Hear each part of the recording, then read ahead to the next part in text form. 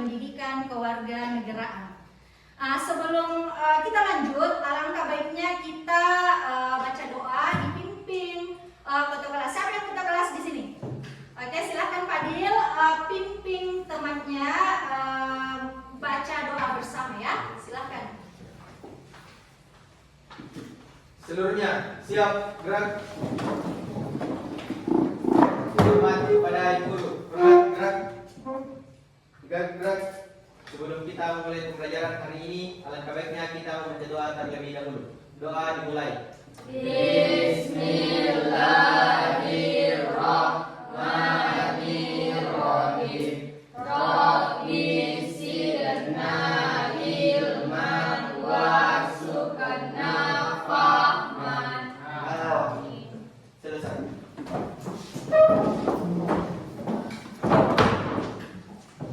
Oke, untuk anak-anakku sekalian, dengarkan nama ya, Ibu absen dulu.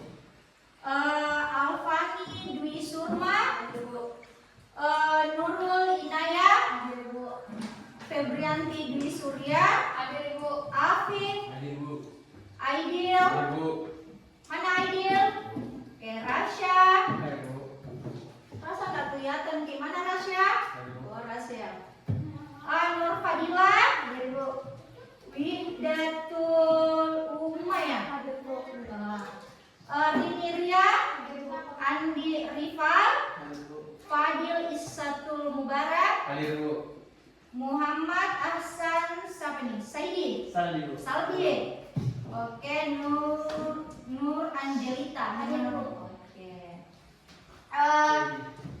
Sebelum kita memasuki materi, alangkah baiknya sebagai warga negara yang baik, kita tidak bisa melupakan lagu kebangsaan Indonesia Raya. Jadi Ibu harap kalian berdiri, siapkan diri tak untuk menyanyikan lagu kebangsaan Indonesia Raya. Oke, silakan. Jadi lihat ya nak.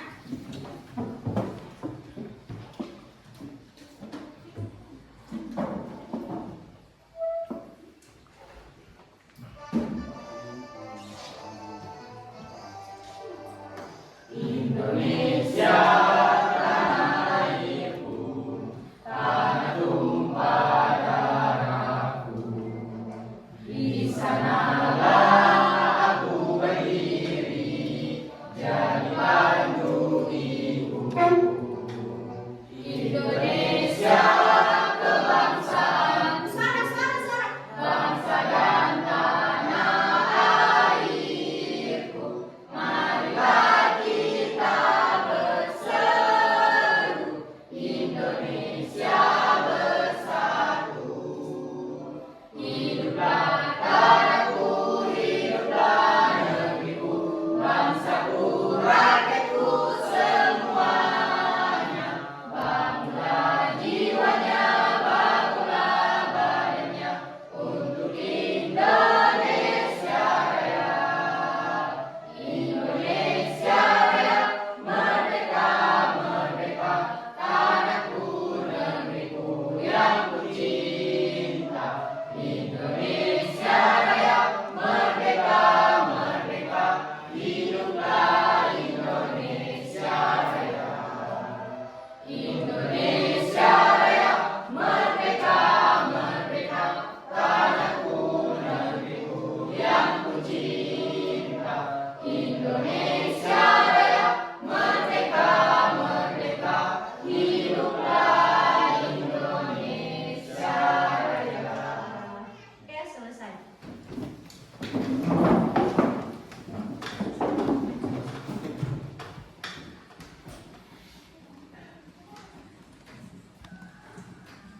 Oke. Sebelum kita memasuki materi, Ibu mau tanya dulu, masih ada yang ingat materi sebelumnya, sebelum pertemuannya, sebelum pertemuan, sebelum pertemuan, ya ada yang masih ingat materi tak? Saya Ibu. Coba Febrianti Dwi Surya. Materi minggu lalu itu Bu, hak dan kewajiban warga negara. Hak dan kewajiban warga negara. Jadi Anda bisa membedakan yang mana hak tak sebagai warga dan yang mana kewajiban tak sebagai warga negara. Apa hak tak sebagai warga negara? Ada yang tahu? Ya, kita Mendapatkan pekerjaan dan kehidupan yang layak, mendapatkan pendidikan dan pengajaran, kebebasan beragama dan beribadah sesuai keyakinan, berpartisipasi dalam pemerintahan, memilih dan dipilih. Oke, kalau Febri, kewajiban tak sebagai warga negara apa? Contoh kewajiban sebagai warga negara yaitu yang pertama membayar pajak, menjaga persatuan dan kesatuan bangsa, membela negara, dan menghormati hak orang lain. Oke, kewajibannya sebagai warga. Ada yang saya sempat dengar, kewajiban sebagai warga negara itu membayar pajak. Tapi saya mau tanya ini dulu, apa yang Anda dengar-dengar ya? Apakah semua sudah mentaati pembayaran pajak? Ada yang kadang mentaati, ada juga yang tidak. Oke, dasar hukumnya, dasar hukum hak dan kewajiban. Siapa lagi? Padil. Apa hak dasar hukum kewajiban itu? Apa Padil? Hak dasar hukum, Iya. Dasar hukum hak dan kewajiban. hak dan kewajiban harus dilaksanakan secara seimbang. Iya. Melaksanakan kewajiban terlebih dahulu agar hak bisa diperoleh. Pelaksanaan hak tidak boleh melanggar hak orang lain. Oke. Ibu lagi mau dengar suara yang lain ya? Ibu. Ada yang bisa paparkan dasar hukum hak dan kewajiban? Saya Ibu. Kita Ibu. yang cowok, iya. Dasar hukumnya itu Undang-Undang Dasar Negara Republik Indonesia tahun 1945 pasal 27 sampai pasal 34. Ya, sampai pasal 34. Terutama Pancasila, sila kelima, keadilan Sosial bagi seluruh rakyat Indonesia. Ibu lagi mau bertanya, contoh hak warga negara mendapatkan perlindungan hukum. Ada yang bisa?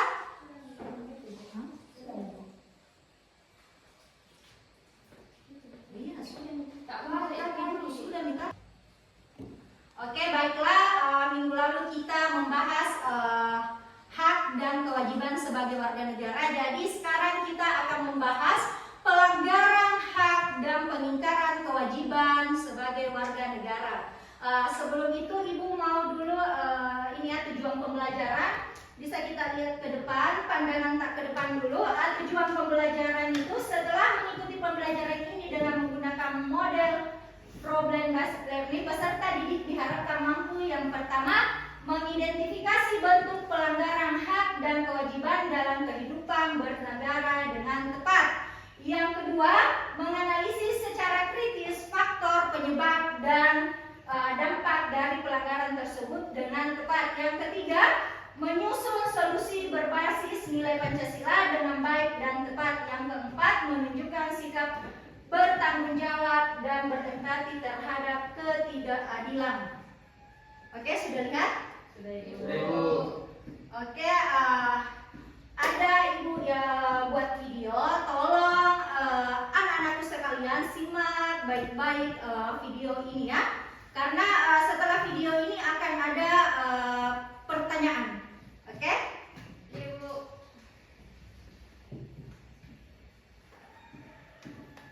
Sambalnya sudah tidak ada, sebagian jus sudah tidak ada, lipatannya sudah tidak.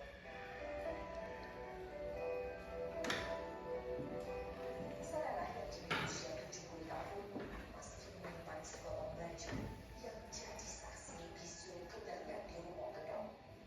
Di tempat itu, pada tahun 1990, ia ditahan, disiksa, dan dilecehkan secara seksual. Coba dia itu, membunuh. Kita ini sudah nanti buat dan itu antara dan orang. Satu, terima kasih dari dari dulu. Dulu ubi dari mana aku tuh di dulu yang dulu bukan itu karena dari itu karena dari itu dulu. Coba dulu kita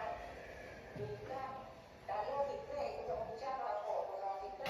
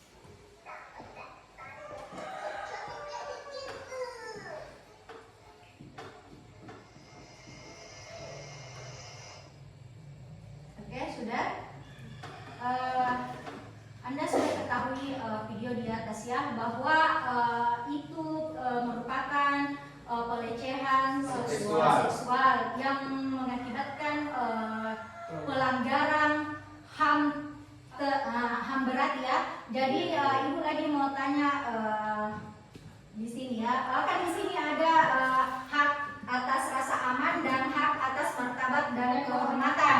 Hak atas kebebasan dari kekerasan dan diskriminasi. Dasar hukumnya apa? Ya, oke, Febri, dasar hukumnya. Undang-Undang 1945 pasal 28G ayat 1 yang bunyinya setiap orang berhak atas perlindungan diri pribadi, keluarga, kehormatan, martabat, dan harta benda. Harta benda. Oke. Pelanggaran hukum pidana siapa? Oke, Fadil. Pelanggaran hukum pidana, pelecehan seksual adalah tindakan yang melanggar hukum dan dapat dikena sanksi pidana sesuai peraturan perundang-undangan Indonesia. Oke, itu pelanggaran hukum pidana. Dasar hukum pelanggaran pidana tersebut siapa? Oke, kita yang perempuan. Ya. Undang-Undang Nomor 12 Tahun 2022 tentang Tindak Pidana Kekerasan Seksual (UU TPKS). Pelecehan seksual fisik dan non fisik termasuk tindak pidana dan pelakunya dapat dipidana. Oke. Saya mau tanya Ki, dari video di atas yang Ibu tayangkan, apa yang bisa dilaporkan korban? Apa menurut Tak yang bisa korban laporkan? Kemana korban harus melapor? Kan tadi ada dibahas dalam video ya? Ada tadi di mana sebenarnya korban harus melapor? Kepada siapa korban akan melapor ini peristiwa ini pelecehan seksual? Kita Febri? Korban dapat melapor ke pihak yang berwenang seperti polisi atau lembaga perlindungan perempuan dan anak. Oke, saya mau tanya Ki dulu. Pernah Ki lihat kasus-kasus toh? Kebanyakan Ki lihat kasus-kasus. Saya mau tanya Ki, apabila melihat Ki suatu kasus, satu kasus saja, misalkan Fadil melakukan ini ya, misalkan Fadil melakukan kekerasan terhadap Febri ya, lalu Febri melaporkan kasus tersebut, apakah kasus ini akan diangkat oleh kepolisian atau aparat hukum atau kasus ini didiamkan begitu saja? Diangkat. Hah? Diangkat oleh kepolisian. Apakah cepat diproses atau bagaimana? Biasanya sih lambat Ibu. Hah? Biasanya lambat. Biasa biasa aparat juga tidak langsung merespon dan tidak langsung merespon. Oke, Ibu lanjut. Sudah lihat ya? Indonesia adalah negara hukum. Wah, kita tahu bahwa Indonesia adalah negara hukum. Sesuai tidak kita sebutkan bahwa Indonesia adalah negara hukum? Sesuai. Dari mananya sesuai? Dari hukumnya yang berlaku. Hukum yang berlaku yang mana? Saya mau tanya Ki, ada bukti, ada itu ya bukti itu nenek-nenek yang mencuri, ada yang mencuri, dihukum berapa? Dihukum berapa? Dihukum Dihukum 5 tahun penjara. Sedangkan yang korupsi saya mau tanya, ada tidak hukum itu? Terus kenapa bilang Ki? Saya sebenarnya tidak setuju. Dikatakan Indonesia adalah negara hukum. Buktinya banyak orang-orang kecil yang berbuat tidak sewajarnya tapi mereka dihukum seberat-beratnya dibandingkan korupsi apa dan tidak ada. Cuma bayangkan ya, anunya Sandra Dewi dia korupsi loh. Berapa dia korupsi? 221 triliun. Dia dihukum berapa tahun? Cuma berapa tahun? Adil tidak hukum itu? Oke. Ini Indonesia adalah negara hukum yang menjamin hak-hak dasar setiap warga negaranya sekaligus menuntut pelaksanaan kewajiban dari setiap individu. Dalam kehidupan bernegara dan kewajiban warga negara merupakan dua aspek yang saling berkaitan dan tidak dapat dipisahkan, saling berkaitan. Ini ya kita lihat berkaitan dan harus dijalankan secara seimbang. Kalau katanya tidak seimbang, kehidupan warga negara tidak berjalan adil dan harmonis. Oke, sudah lihat ya? Selanjutnya, di sini pelanggaran hak warga. Anda bisa lihat dalam realitas sosial masih banyak terjadi pelanggaran terhadap hak warga negara dan pengingkaran terhadap kewajiban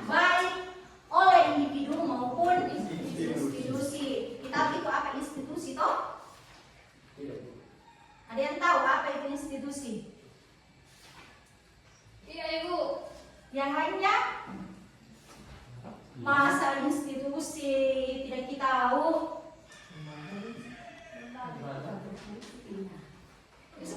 Lembaga itu Apa namanya? institusi.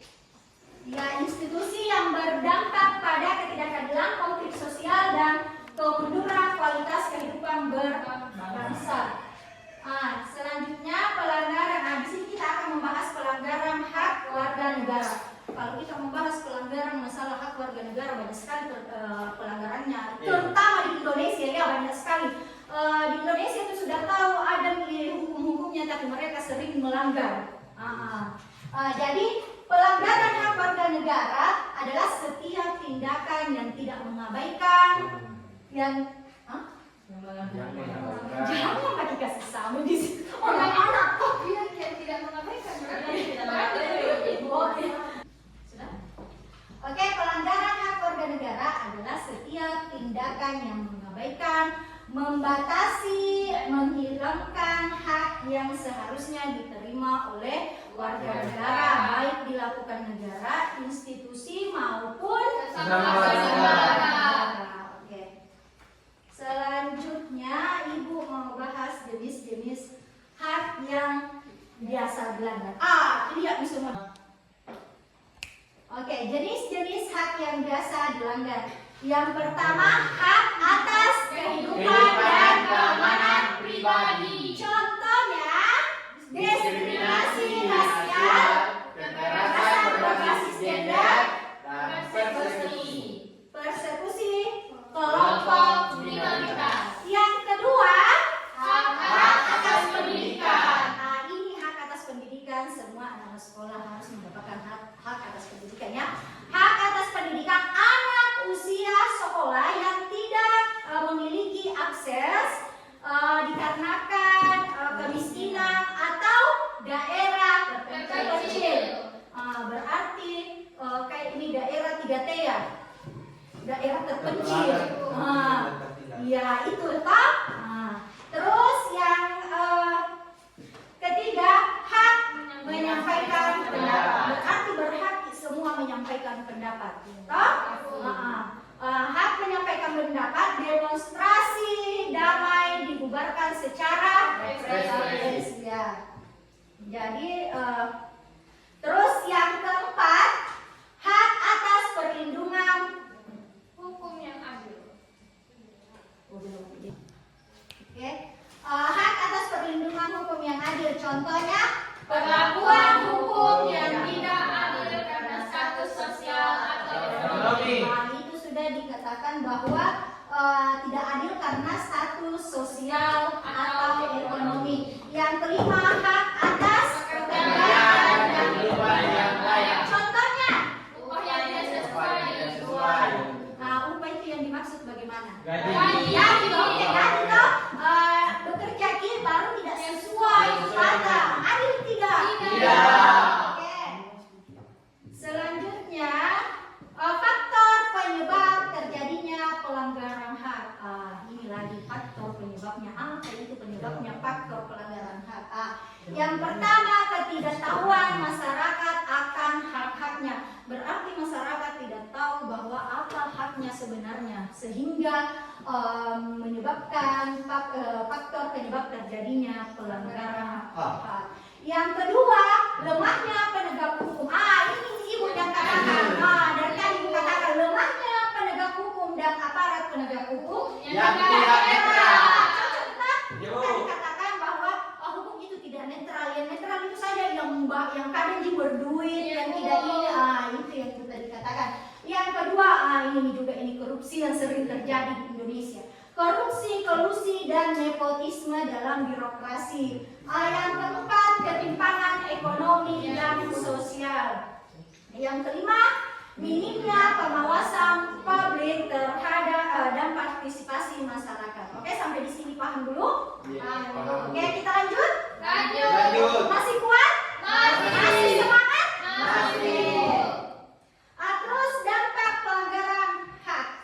Oke, meningkatnya kesenjangan sosial.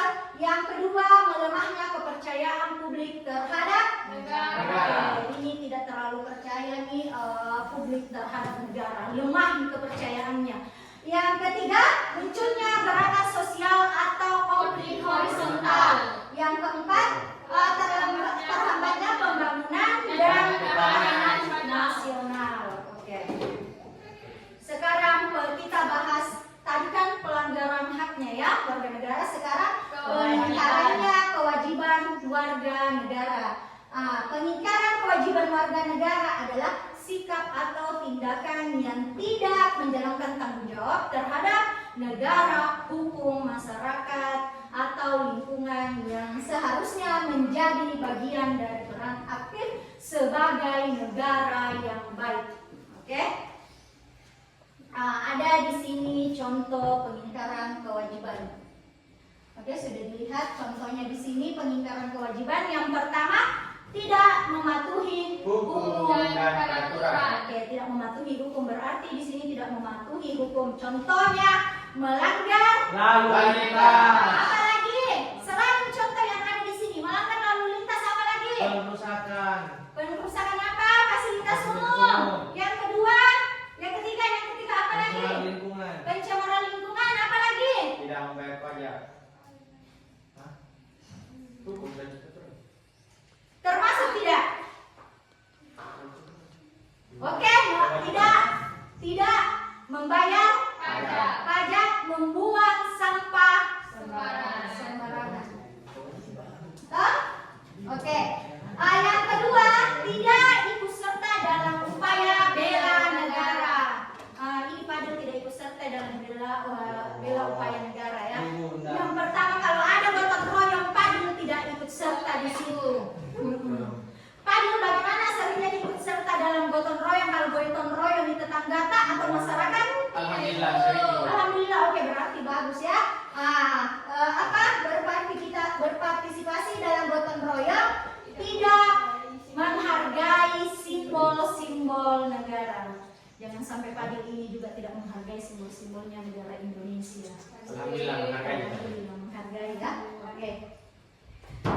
Terus tidak membayar pajak.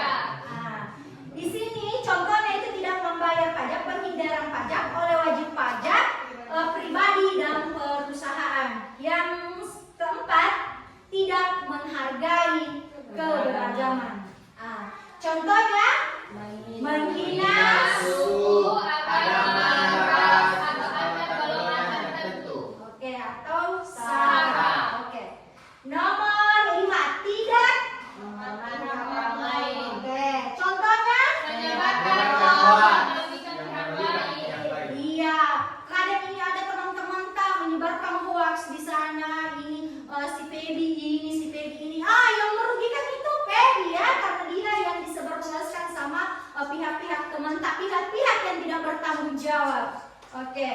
Jadi penyebab pengingkaran kewajiban ya. Penyebab pengingkaran kewajiban.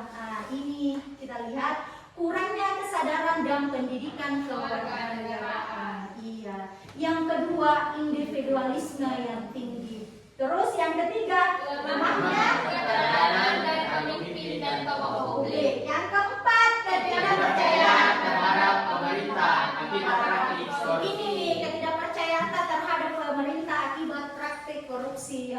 Kalau korupsi di Indonesia, wow, luar biasa. Luar biasa ya? Iya, Saya Bu. katakan luar biasa kalau korupsinya Indonesia. Oke, dampak pengingkaran kewajiban. Terganggunya ketertiban umum dan keamanan sosial. Yang kedua, merosotnya solidaritas dan integritas nasional. Yang ketiga, ketimpangan Pembangunan. dan yang keempat, negara kehilangan sumber daya untuk pelayanan publik. Misalnya, Karena pajak tidak dibayarkan.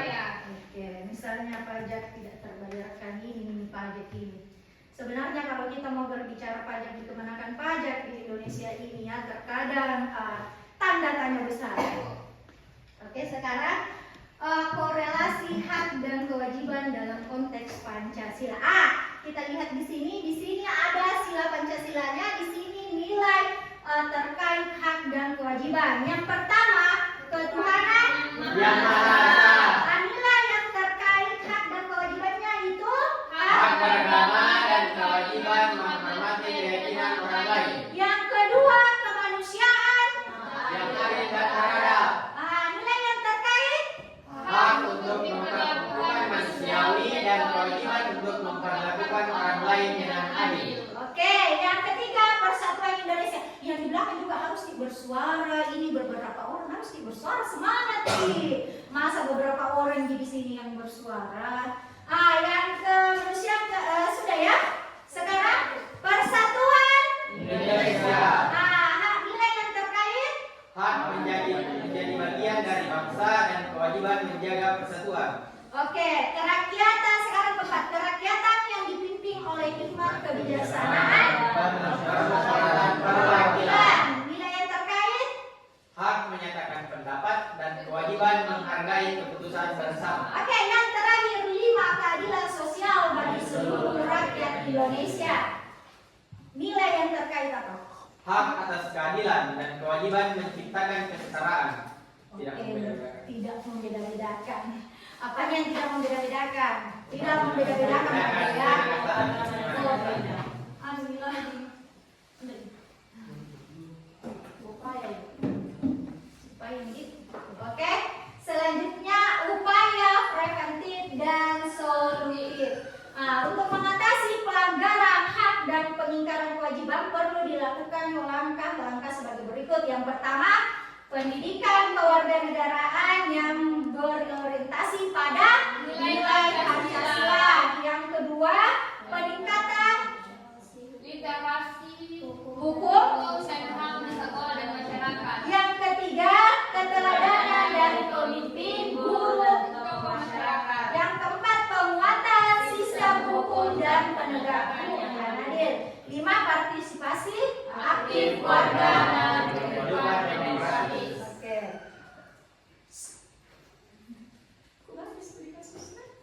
Oke, kita lihat di sini. Di sini ada Ibu buat contoh studi kasus, contoh pelanggaran hak dan pengingkaran kewajiban warga negara. Jadi Ibu di sini buat video, tolong disimak baik-baik ya. Ibu. Ya, Bu.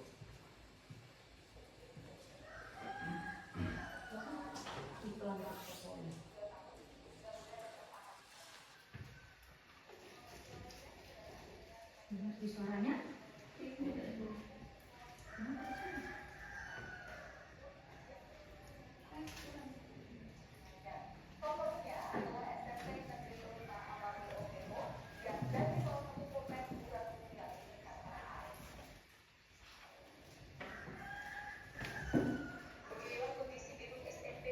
Ya, kita lihat tadi ya, potret sekolah mereka.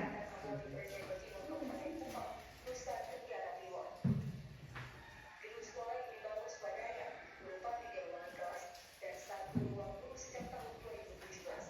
Hanya beratap dan longgar dan berdinding dewan serta berlantai tanah.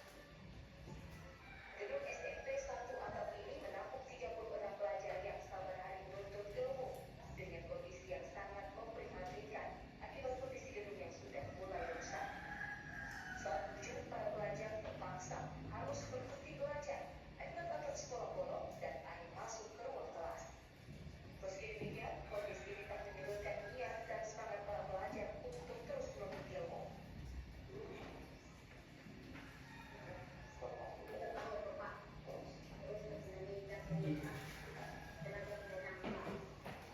Dari dia nama Andika di sini loh. Ini Ibu.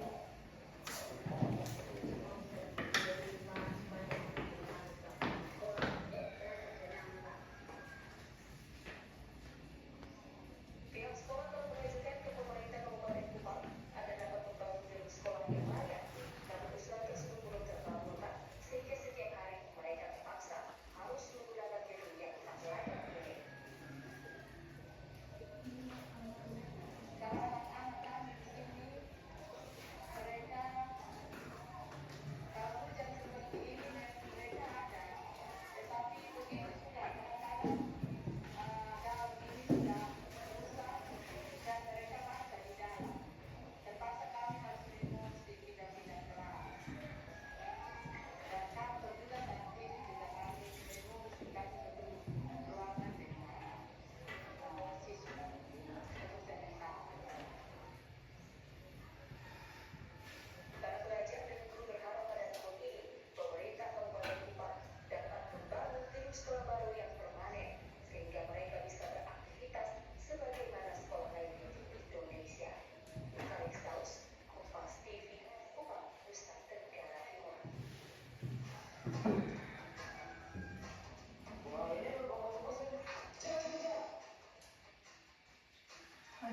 sudah kita simak videonya dengan baik ya.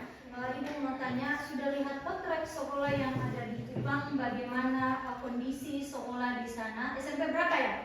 SMP 5. Untuk Alveto. Sudah lihat ya bagaimana, kalian pasti bisa merasakan bagaimana potret sekolah di sana dibandingkan dengan sekolah-sekolah. Tapi mereka walaupun seperti itu sekolahnya, mereka tidak akan turun semangatnya untuk sekolah. Mereka tetap semangat sekolah ya. Jadi di sini pelanggaran itu pelanggaran hak atas pendidikan, putus sekolah di daerah terpencil tadi sudah kita katakan Mbak. 3T oke. Yang ketiga itu pelanggaran. Di sini saya lihat kasus satu itu pelanggaran hak atas pendidikan dan putus sekolah di daerah terpencil.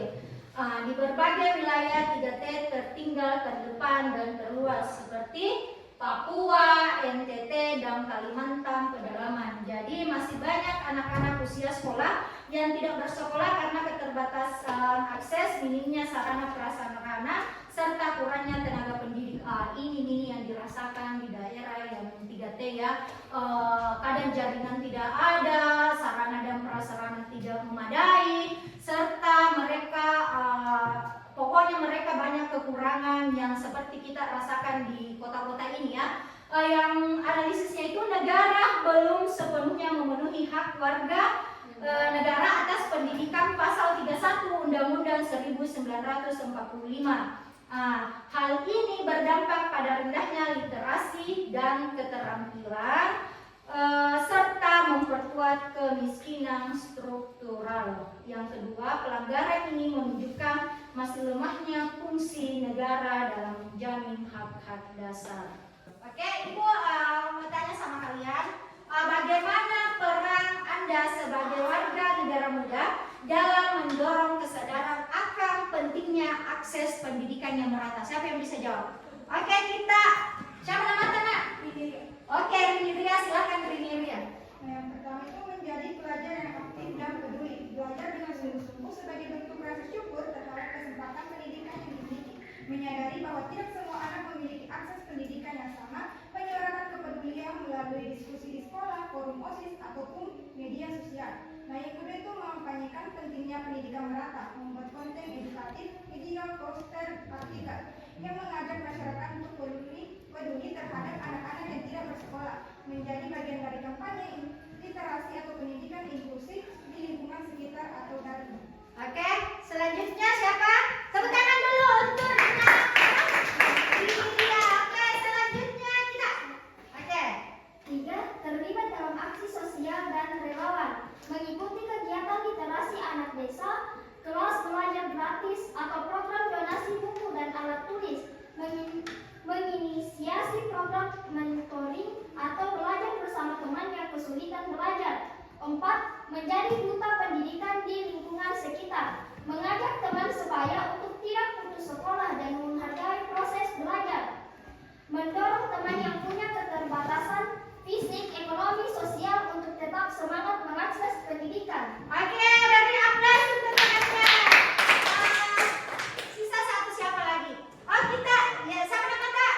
Rasya. Rasya, oke. Rasa silakan Rasya.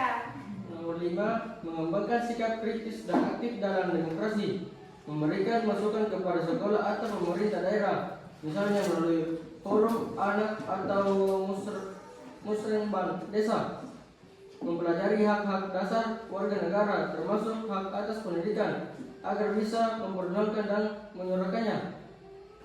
Oke, sudah. Oke, beri aplaus untuk temannya.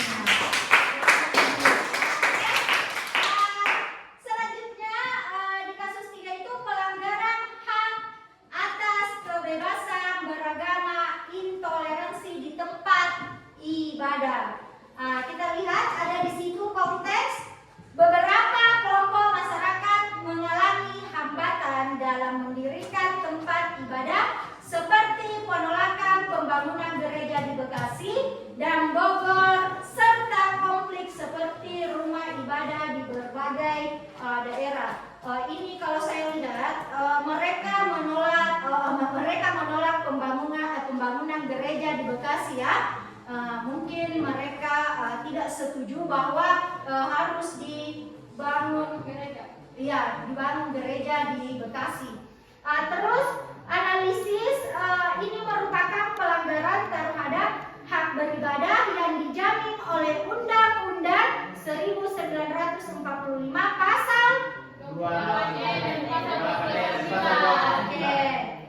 Yang kedua, akar masalahnya seringkali adalah intoleransi dan minimnya pendidikan multikultural.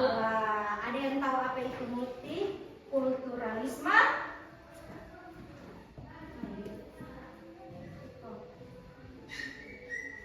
Adalah sebuah ideologi yang mengakui dan menghargai keberagaman bangsa Indonesia atau masyarakat. Selanjutnya, negara memiliki kewajiban untuk melindungi semua kelompok agama secara adil. Berarti ini negara kita harus melindungi semua kelompok beragama, walaupun itu kita beda, mereka harus melindungi secara adil tanpa membeda-bedakan, ya.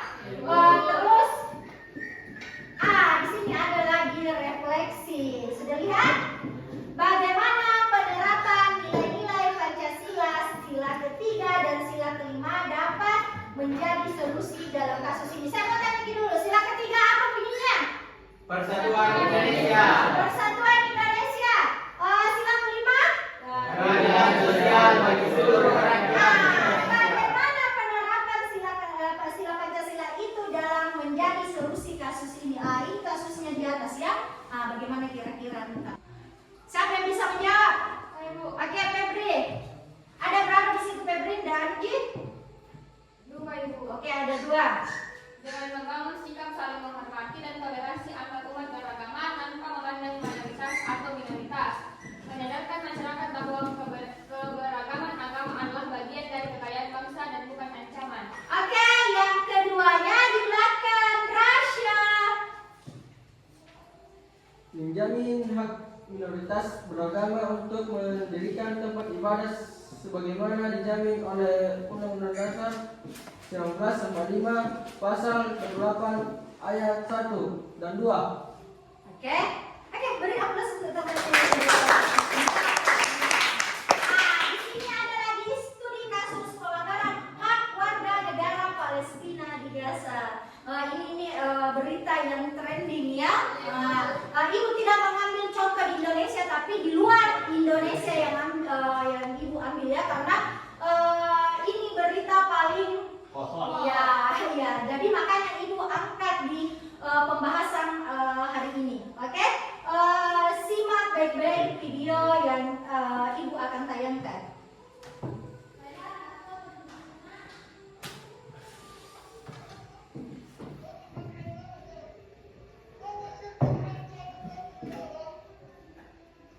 Ini ada, ya, jadi tangis warga Palestina kehilangan keluarga. Kita lihat. Itulah cerita hati seorang ayah yang baru saja kehilangan keluarganya setelah Israel lagi-lagi pelajar Israel di jalur Gaza. Puluhan jenazah yang dibungkus kain kafan berjajar di luar rumah sakit Martir Al-Aqsa di Gaza. Serangan militer Israel terus memakan korban, mulai dari orang dewasa hingga anak-anak. Hal ini menyisakan duka yang mendalam bagi keluarga yang ditinggalkan. Tempat lain, seorang ayah juga berteriak protes. Sambil menggendong anaknya yang telah dibungkuskan kafan, ia mengucapkan selamat kita.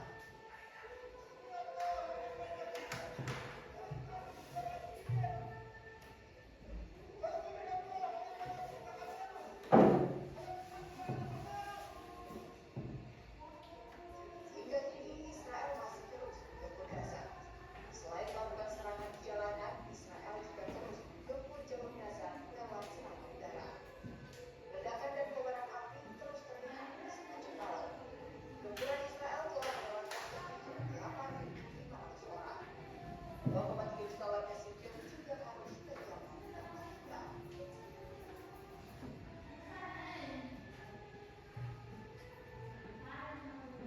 Sudah lihat video di atas? Sudah, Ibu. Kita lihat di sini, ya. Bahkan pembagian makanan kemerdekaan tadi. Jadi kita lihat video simak baik-baik. Rafah jalur Gaza. Waktu demi waktu nampak sangat terasa bagi para relawan yang bertugas sebagai juru masak yang sudah ditunggu warga Gaza, Palestina yang mengungsi di Rafah. Setiap gerakan para koki disambut antusias para pengungsi. Anak-anak duduk tanpa alas di tanah sambil membawa sebuah mangkuk menunggu masakan datang. Mereka memperhatikan betul bagaimana para juru masak membuat pasta dari kare ke dalam saus di panci besar yang dimasak dengan tungku api kayu bakar. Makanan hampir masak, warga pun merapat. Ketika pasta sudah siap disajikan, anak-anak hingga orang dewasa berdesakan meminta jatah makan mereka. Asap kayu bakar yang sambil tak menghalangi mereka mendekat, menadahkan mangkuk bahkan ember untuk mendapatkan secentong pasta yang dimasak para koki. Bagi kebanyakan orang, setiap hari telah menjadi siklus yang melelahkan dalam mencari makanan dan air serta mengantri. Bahkan beberapa warga harus berjalan kaki jauh menuju ke dapur umum untuk sekedar menerima makanan.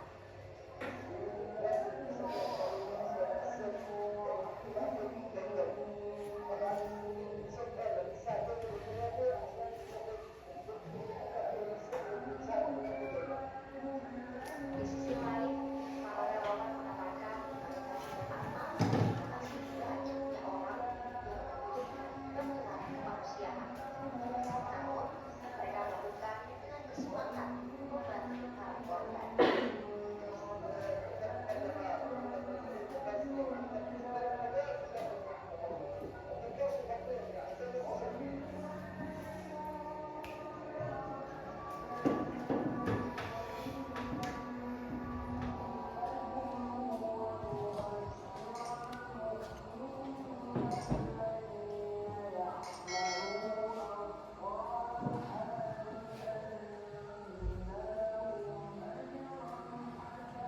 Oke, bagaimana video tentang kehidupan di Gaza, Palestina?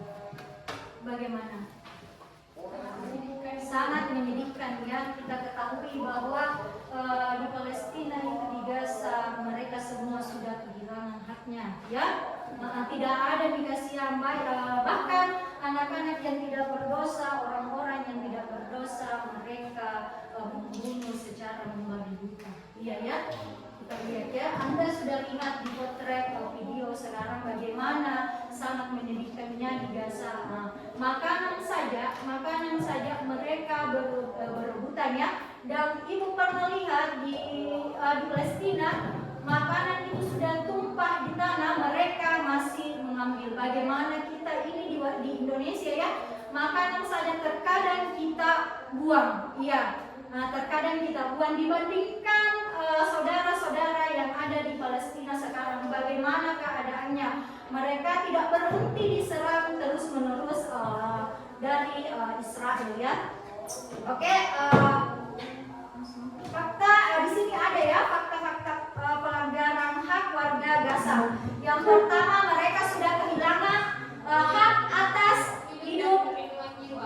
Dia di sini sudah kehilangan ya. Serangan militer yang menargetkan wilayah pemukiman, serangan menimbulkan korban jiwa, termasuk anak-anak dan perempuan. Iya, kita sudah lihat banyak korban jiwa, baik anak-anak, perempuan, bahkan yang tidak berdosa sama sekali mereka tewas ya, akibat ulah dari Israel. Di sini banyak warga sipil menjadi korban karena serangan udara, peluru kendali dan penembakan. Jadi banyak juga warga sipil di sana yang menjadi korban. Kita lihat di video tersebut bukan cuma warga Palestina, tapi banyak warga sipil yang menjadi korban di sana. Ya. Yang kedua, hak atas kesehatan. Ini hak atas kesehatan yang kasihan. Blokade menyebabkan terbatasnya akses obat-obatan dan alat medis rumah sakit di Gaza, seringkali kekurangan pasokan penting. Bagaimana tidak kekurangan akses obat-obatan kalau sementara Israel memblokade setiap jalur yang akan setiap tenaga medis yang masuk bawa obat-obatan. Yang kedua, rumah sakit di Gaza seringkali kekurangan pasokan penting. Bagaimana tidak kekurangan? Terkadang bahwa ada ya tenaga medis kita di sana bahkan juga terkena dari serangan Israel. Jadi bukan cuma warga Palestina yang lainnya, tapi bahkan tenaga medis yang dapat akibat dari serangan Israel. Yang kedua, selanjutnya tenaga medis kesulitan memberikan layanan maksimal karena infrastruktur rusak dan pasokan terbatas. Bagaimana tidak rusak infrastruktur kalau dia diserang habis-habisan sama Israel ya? Jadi terkadang ada yang masih butuh perawatan, mereka sudah dihentikan karena banyaknya korban ya yang membutuhkan juga fasilitas di sana. Terus fakta pelanggaran hak warga di Gaza. Ini lagi hak atas pendidikan. Mereka sudah tidak mempunyai hak atas pendidikannya. Mereka sudah direnggut sama Israel. Sekolah-sekolah sering menjadi target serangan atau digunakan sebagai tempat pengungsian. Anak-anak harus belajar di tengah ketakutan dan gangguan. Bagaimana nih kita bayangkan ini kalau kita ada di sana, yang didengar itu ledakan, apalagi suara tembakan. Bagaimana ini kita ketakutannya di sana? Yang dipikir itu cuma mungkin kita akan tewas hari ini. Iya ya. Dibandingkan kita yang di Indonesia ini masih bisa menghirup napas yang bebas, masih bisa menikmati melihat indahnya dunia dibandingkan warga saudara-saudara kita di Palestina. Iya. Yang kedua, hak atas tempat tinggal yang layak. Saya rasa di Palestina, di Gaza itu tidak ada migas yang tempat yang layak yang mereka yang akan tempati ya. Bagaimana ada tempat yang layak, nah, sementara itu terus yang diincar sama Israel yang akan dihancurkan. Iya. Jadi saya rasa kalau di Gaza itu sudah tidak ada nih, haknya semua sudah direnggut oleh Israel. Mereka itu Israel dengan ininya membunuh dan anak-anak serta orang yang tidak berdosa ya. Tapi mudah-mudahan kita doakan, mudah-mudahan perang ini cepat selesai dan warga Palestina bisa hidup damai, tentram, iya ya. Nah, jadi di sini ada di sini ada analisis pelanggaran. Pelanggaran ini bertentangan dengan yang pertama itu deklarasi universal hak asasi manusia dalam kurung Tuhan khususnya pasal 3, 5, 25 dan 26. Yang kedua, konvensi hak anak PBB. Tahu gitu tuh apa itu PBB? Perserikatan Bangsa-Bangsa. Saya kira lagi mau bilang Partai Bulan Bintang, itu bukan ya, Perserikatan Bangsa-Bangsa. Yang ketiga, piagam PBB tentang hak untuk hidup damai dan merdeka. Nah, sudah kita lihat. Yang selanjutnya, dampak pelanggaran.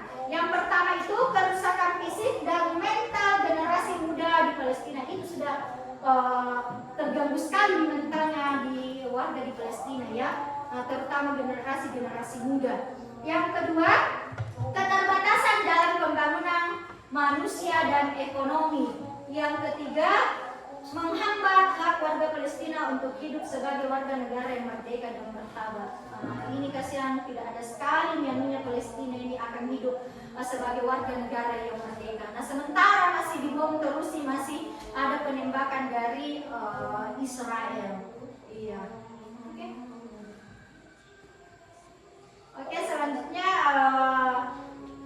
kita berdiskusi. Ibu mau bagi kelompok sebanyak 3 kelompok ya. Oke, jadi silahkan cari kelompok tak. Ya. Bentuk kelompok sebanyak 3 kelompok. Susah tadi.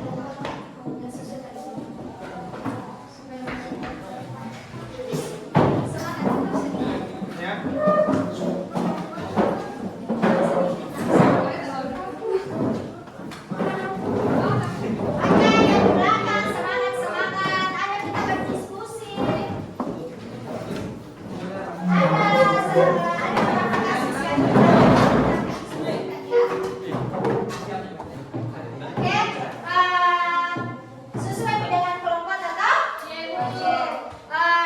Sebelum Ibu di sini ada 3 kasus yang kita mau pecahkan bersama-sama, kita berdiskusikan sama-sama ya. Yang pertama itu kasus pertama, dugaan penyiksaan dan pembunuhan Abrar Wandikbo di Papua Pegunungan. Kasus kedua, TPA Liar di Limo Depok Ponis Pengadilan Negeri Depok. Yang ketiga, skandal korupsi impor BBM Pertamina. Jadi mana kelompok pertama? Ibu. Kelompok kedua? Kelompok kedua, kelompok tiga ya. Kita kasusnya skandal korupsi impor BBM Pertamina 2019-2023. Oke, jadi di sini ada juga pertanyaan analisis per kasus ya. Jadi ada juga yang mau dijawab di sini. Ada 5 jawaban ya, ada 5 pertanyaan. Kelompok 1 Papua, kelompok 2 TPA Limo, yang kelompok 3 korupsi Pertamina. Oke, sudah lihat semua kasus tak? Dengar dulu nak. Pandangan tak ke ibu dulu pandangan tak ya. Sudah lihat semua? Sudah ibu bagikan ya? Kasus-kasus tak dengan ada sebentar 5 pertanyaan. Oke, sudah dilihat? Oke, silahkan didiskusikan dengan teman kelompok tak. Oke, silahkan.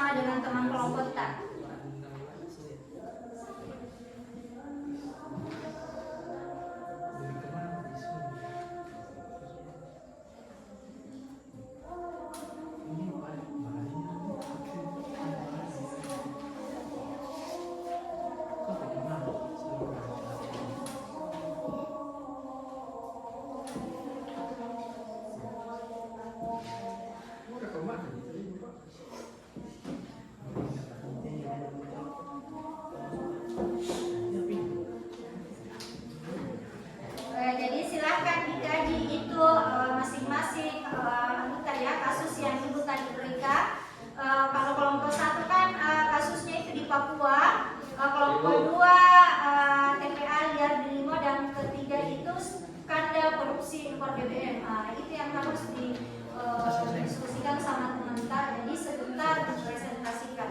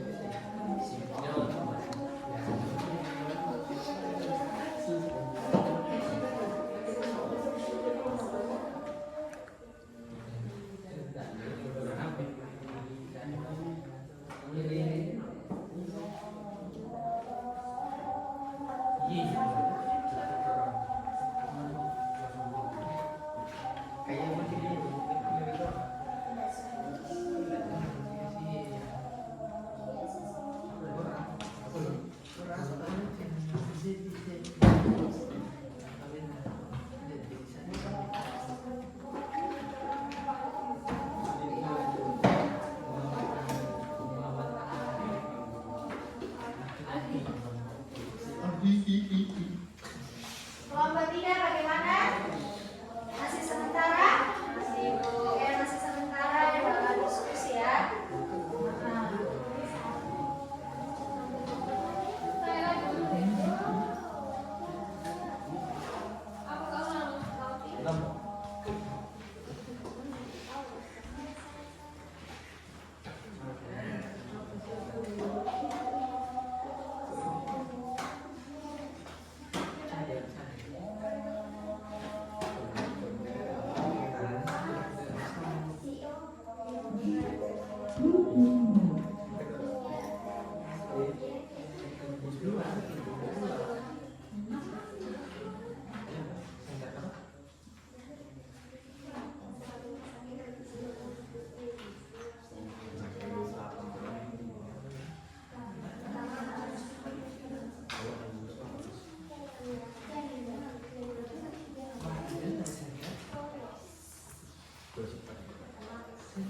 Kelompok 2 bagaimana?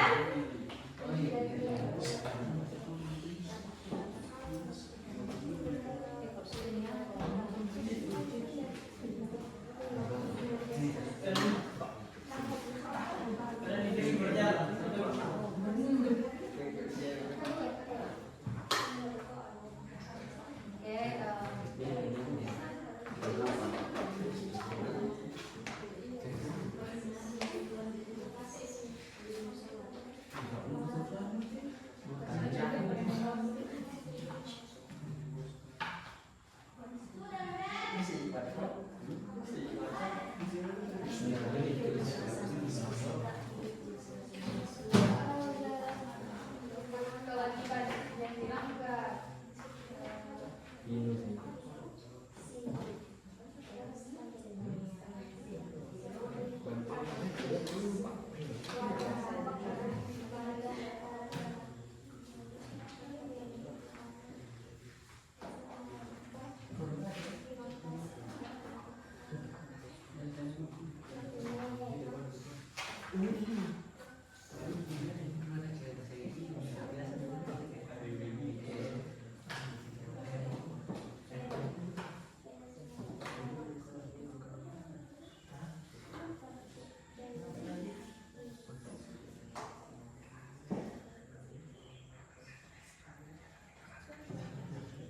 Nah, kalau di kasus 3 ini standar produksi untuk PDM pertanian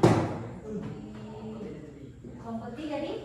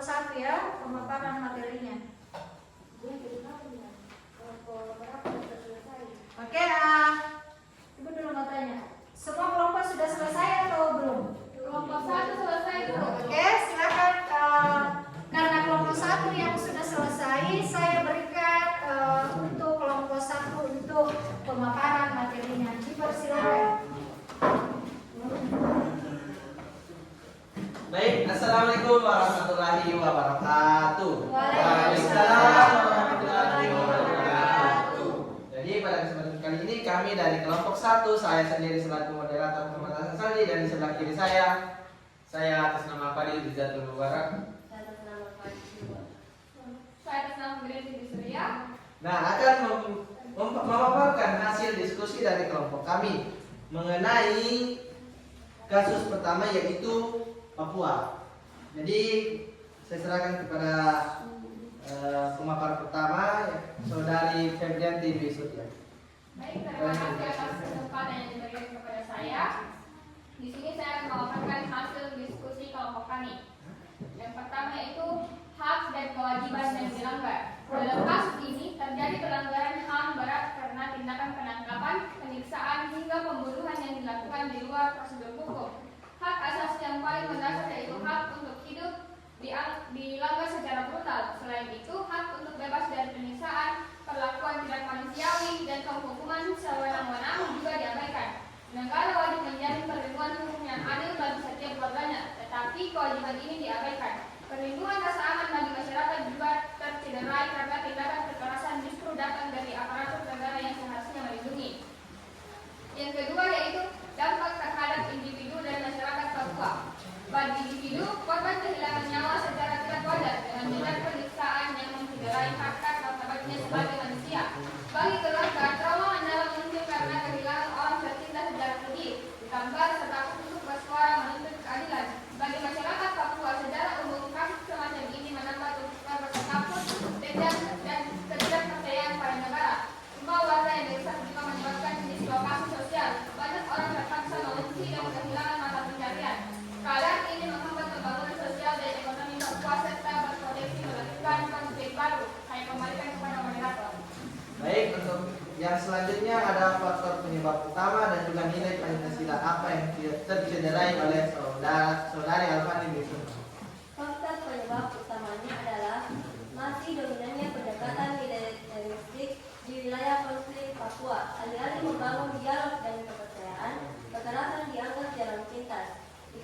Diskriminasi struktural juga berperan besar. Penduduk Papua kerap distigmatisasi sebagai separatis tanpa melihat akar persoalan. Budaya impunitas atau bebas dari hukuman memperburuk keadaan karena aparat yang melakukan pelanggaran HAM sering tidak dihadiri secara tuntas, membuat pelanggaran serupa terus terulang. Kurangnya mekanisme pengawasan sipil pada operasi keamanan juga menjadi faktor kunci. Nilai Pancasila yang tercederai. Nilai Pancasila yang tercederai adalah nilai kemanusiaan yang adil dan beradab. Penyiksaan dan pembunuhan jelas melanggar prinsip menjunjung tinggi derajat martabat manusia. Ketuhanan yang Maha Esa juga tercederai karena setiap manusia sebagai ciptaan Tuhan seharusnya dihargai kehidupannya. Selain itu, keadilan sosial bagi seluruh rakyat Indonesia terlanggar karena diskriminasi dan ketidakadilan terhadap warga Papua semakin melebar, menciptakan kesenjangan yang bertolak belakang dengan cita-cita Pancasila. Saya kembalikan kepada moderator. Nah, selanjutnya ada solusi sistemik untuk memulihkan keadilan oleh saudara Fadil Rizatul Mubarak.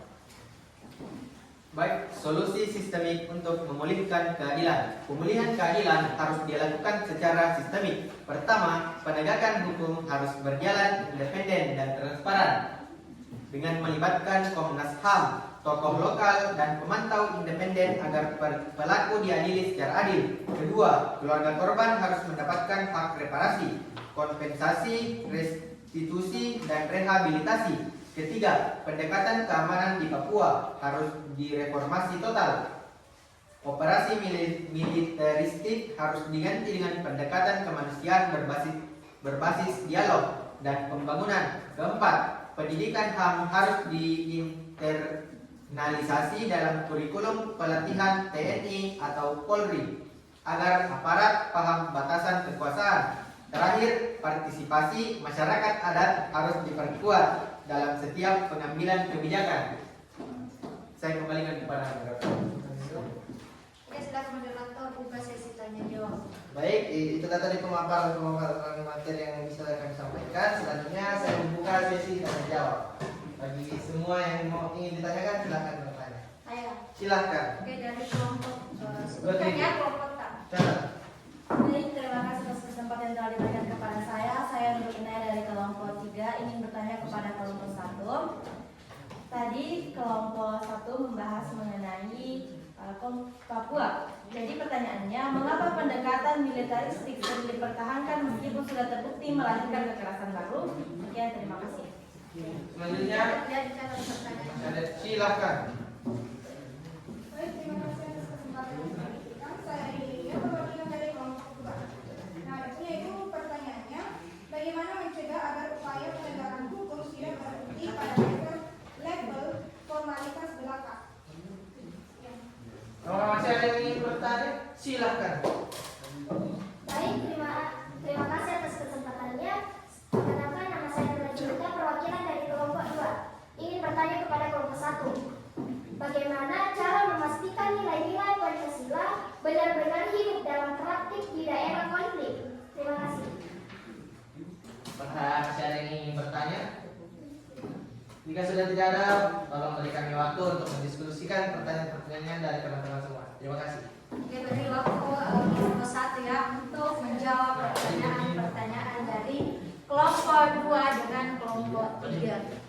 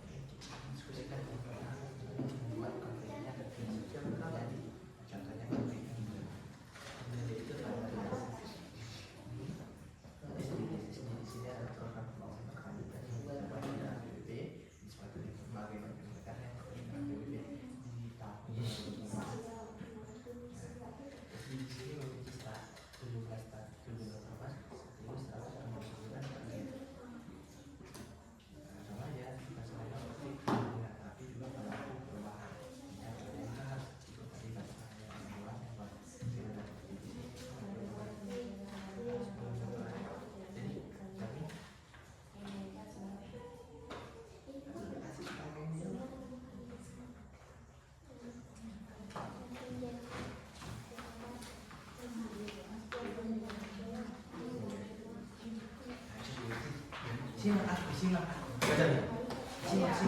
Kami nomor 1. Nomor berapa lagi yang belum selesai? Dua, tiga, Bu. Nomor 2 dengan 3. Nomor 1 selesai ya? Iya, Bu.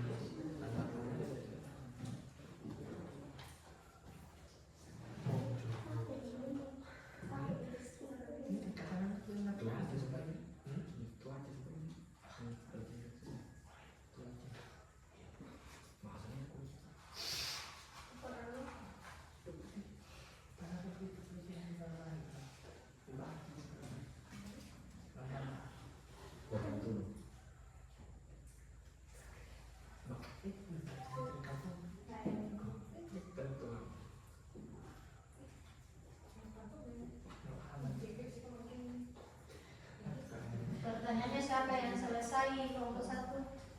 Pertanyaannya di kelompok 3 ya. Ibu. Berarti sisa kelompok 2. Di kelompok 2 ada orang penanya.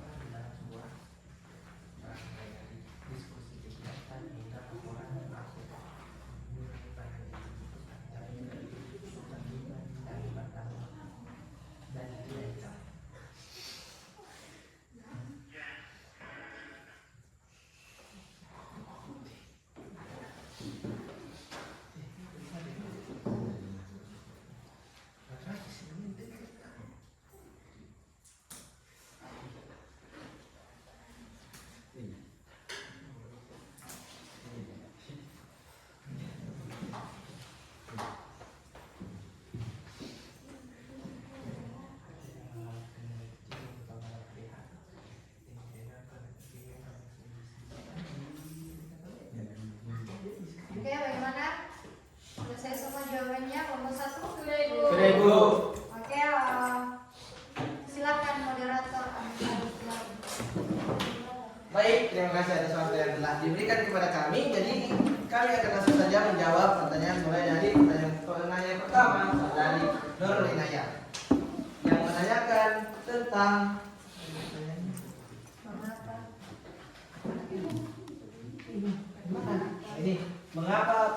ini mengapa pendekatan sendiri militeristik sering dipertahankan meskipun sudah terbukti melahirkan kekerasan baru. Yang akan dijawab oleh saudari Febrian di Surya. Baik, di sini saya akan menjawab pertanyaan dari saudari Nurul Inayah. Mengapa pendekatan militeristik sering dipertahankan meskipun sudah terbukti melahirkan kekerasan baru? Jadi, pendekatan militeristik biasanya dianggap cara paling cepat untuk memadamkan gerakan bersenjata karena dinilai efektif dalam jangka pendek. Namun, pendekatan ini hanya menyelesaikan gejala permukaan tanpa membongkar akar persoalan, yaitu diskriminasi struktural atau ketidakadilan ekonomi dan tidak diakuinya aspirasi politik warga Papua. Karena elit politik dan militer sering memiliki kepentingan yang saling terkait, pendekatan militeristik terus dipelihara. Akibatnya, budaya impunitas semakin mengakar jika negara sungguh mengutamakan Pancasila sebagai dasar berbangsa. Pendekatan yang mengutamakan dialog dan rekonsiliasi seharusnya lebih dikedepankan. Bagaimana saudari Inayah? Baik, terima kasih atas jawaban yang diberikan. Saya merasa sangat puas. Oke, Baik. pertanyaan Kedua dari saudari Liniria, bagaimana mencegah agar upaya penegakan hukum tidak berhenti pada level formalitas belaka? Oke, itu pertanyaan Kak Miriam. Yang akan dijawab oleh saudara Fadil. Jadi tadi pertanyaannya, bagaimana mencegah agar upaya penegakan hukum tidak berhenti pada level formalitas belaka? Upaya penegakan hukum seringkali macet pada level formalitas karena tekanan politik, birokrasi tertutup, dan lemahnya perlindungan saksi. Cara mencegahnya adalah dengan membangun mekanisme penegakan hukum yang transparan, terbuka untuk diawasi publik dan media, serta melibatkan pemantau independen. Perlindungan saksi dan keluarga korban harus dijamin agar tidak ada rasa takut saat bersaksi. Selain itu, pemberdayaan masyarakat sipil juga penting. Semakin aktif masyarakat menuntut akuntabilitas, semakin sulit pelaku lolos. Ini juga menjadi pembelajaran bahwa hukum tidak bisa berdiri sendiri. Ia harus dikawal oleh warga negara yang sadar haknya. Dari mana saudari Rinilya? Terima kasih. Jawaban dari kelompok 1, jawaban saya terima. Baik. Selanjutnya pertanyaan ketiga dari saudari Nur Angelita. Bagaimana cara memastikan nilai-nilai Pancasila benar-benar hidup dalam praktik di daerah konflik? Saya serahkan kepada Alwani Dwi Surma. Pertanyaannya adalah bagaimana cara memastikan nilai-nilai Pancasila benar-benar hidup dalam konflik di daerah konflik.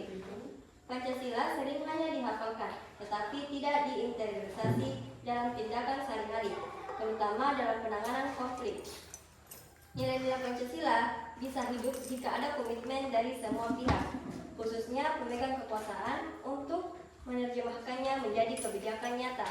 Di Papua misalnya, penghormatan pada kemanusiaan dan keadilan harus diterjemahkan dengan melibatkan masyarakat lokal dalam setiap pengambilan keputusan. Pendidikan Pancasila pun harus dihidupkan secara konseptual, bukan sekedar teori di ruang kelas, melainkan dipraktikkan dalam pelatihan aparat, di forum musyawarah, dan dalam pola komunikasi pemerintah dengan rakyat. Dengan begitu, Pancasila bukan hanya simbol, tapi benar-benar menjadi pedoman hidup bangsa. Dari mana dengan saudari Nur Angelita? Baik, jawaban saya terima. Baik.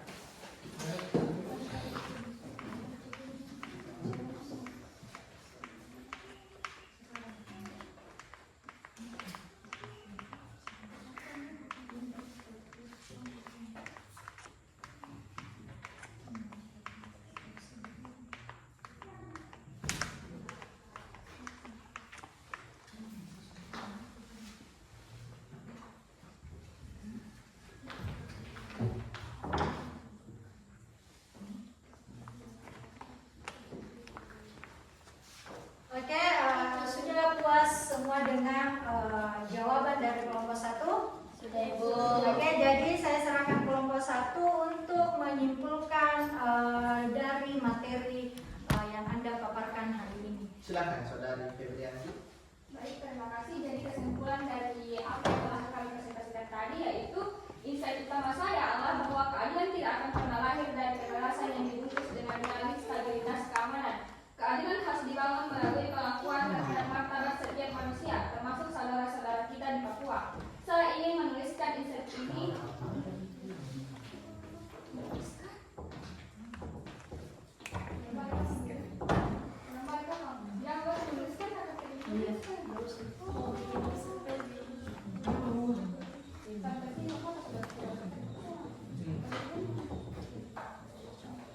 Jadi kesimpulan yang dapat kami ambil dari penjelasan kami tadi yaitu insight utama saya adalah bahwa keadilan tidak akan pernah lahir dari kekerasan yang dibungkus dengan dalih stabilitas keamanan. Keadilan harus dibangun melalui pengakuan terhadap martabat setiap manusia, termasuk saudara-saudara kita yang berada di Papua. Oke, silakan moderator. Itu kesimpulan dari materi kelompok 1. Berarti masih ada 2 kelompok ya yang belum selesai presentasi hari ini. Oke, saya kembalikan dulu ke moderator.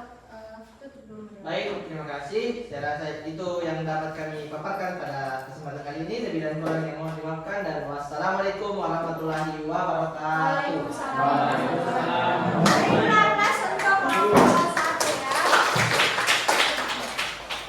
Oke, hari ini kesimpulan dari materi yaitu pelanggaran hak dan pengingkaran kewajiban warga negara. Di sini Ibu mau simpulkan bahwa Indonesia adalah negara hukum yang menjamin hak-hak atas dasar warga negaranya. Hak kewajiban warga negara merupakan 2 aspek yang sangat penting, tidak dapat dipisahkan ya. Di sini pun ada jenis-jenis hak yang sering dilanggar. Yang pertama, hak atas kehidupan dan keamanan pribadi. Yang kedua, hak atas pendidikan, dan yang ketiga, hak menyampaikan pendapat. Terus yang keempat itu hak atas perlindungan hukum yang adil, dan yang kelima hak atas pekerjaan dan penghidupan yang layak. Terus ada di sini ada faktor-faktor penyebab pelanggaran hak. Yang pertama, ketidaktahuan masyarakat akan hak-haknya. Yang kedua, lemahnya penegak hukum dan aparat hukum. Yang ketiga, korupsi, kolusi, nepotisme dan dalam birokrasi. Oke, sekian dan terima kasih. Cukup materinya hari ini. Untuk kelompok 2 dan kelompok 3 minggu depan kita akan lanjut materinya ya. Jadi persiapkan mental dan materi kita sebaik mungkin supaya minggu depan kita langsung memasuki kasus, contoh-contoh kasus tadi yang saya berikan ini. Oke, sebelum kita menutup materi ini, mana ketua kelas? Pak Adil ya? Iya Bu. Angka baiknya sebelum kita pulang, agar kita terlindungi dari mara bahaya, silahkan ketua kelas memimpin doa. Seluruhnya siap gerak.